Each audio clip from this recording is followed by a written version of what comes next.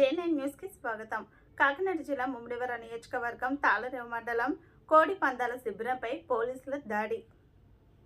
తాళరేవు మండలం జి వేమవరంలో కొబ్బరి తోటలో కోడి పందాలు పేకాట నిర్వహిస్తున్నారనే పక్క సమాచారంతో దాడి చేసిన పోలీసులు 119 మందిని అదుపులో తీసుకుని సుమారు 100 పందెం కోళ్లను 9,80,000 రూపాయల నగదు, 5 కార్లు, 20 మోటార్ సైకిళ్లు స్వాధీనం చేసుకున్నట్లుగా సమాచారం.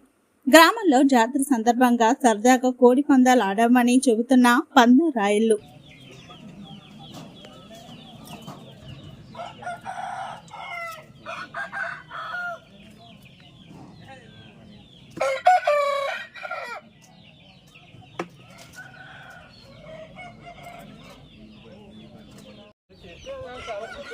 అది చాలా గౌరవంగా ఉంది కదండి.